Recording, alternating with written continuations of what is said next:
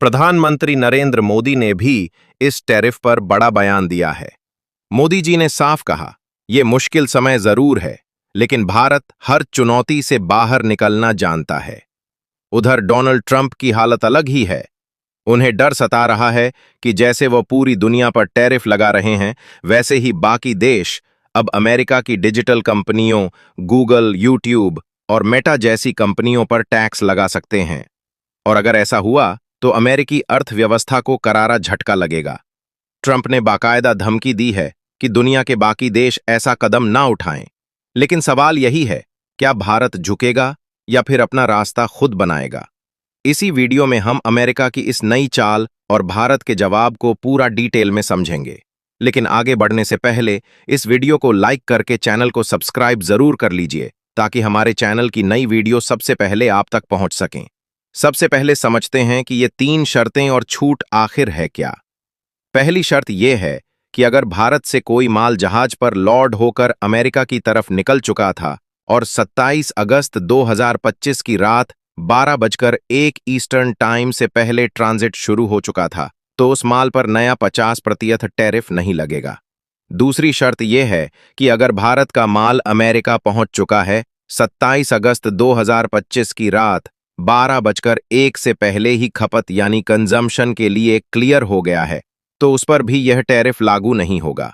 तीसरी शर्त यह है कि हर इंपोर्टर को खुद सर्टिफाई करना होगा कि उसका माल इन छूट की कैटेगरी में आता है। इसके लिए नया हार्मोनाइज्ड टैरिफ स्केड्यूल भी बनाया गया है, ताकि अमेरिकी कस्टम्स के पास सबका रिकॉर्ड रहे। यानी अमेरिका ने दबाव भी बनाया और साथ में रास्ता भी छोड़ा, ताकि पूरी तरह भारत से रिश्ते ना बिगड़े। अब यह कदम राष्ट्रपति ट्रंप के 6 अगस्त 2025 के एग्जीक्यूटिव ऑर्डर सेतोन करना 319 के तहत उठाया गया है।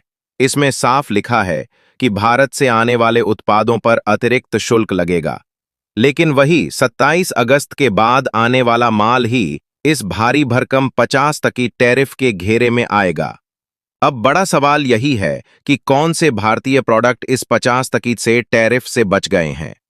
तो सुनिए, सबसे पहले आते हैं लोहा और स्टील से बने सामान, फिर एल्यूमिनियम और कॉपर के प्रोडक्ट। इसके अलावा पैसेंजर गाड़ियां, हल्के ट्रक और ऑटो पार्ट्स को भी छूट मिली है। भारत का सबसे मजबूत सेक्टर फार्मा भी इस टैरिफ के असर से बाहर है, यानी हमारी दवाइयां और मेडिकल प्रोडक्ट्स पहले की तरह अमेरिका पहुंचते रहेंगे। इतना ही नहीं, इलेक्ट्रॉनिक्स प्रोडक्ट्स जैसे चिप्स, मोबाइल फोन और टैबलेट्स को भी राहत मिली है। अब आप सोच रहे होंगे कि अमेरिका ने छूट दी क्यों?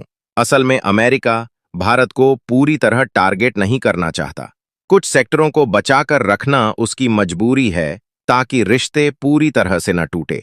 लेकिन ध्यान रहे, बाकी ज्यादातर प्रोडक्ट्स पर सीधा 50% का अतिरिक्त शुल्क लगेगा।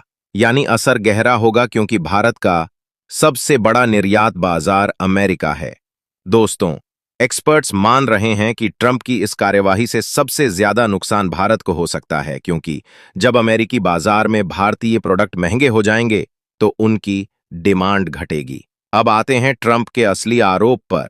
ट्रंप ने कहा है, अमेरिका ने 50% टैरिफ का हथियार चला तो दिया, लेकिन डर उसके दिल में भी है।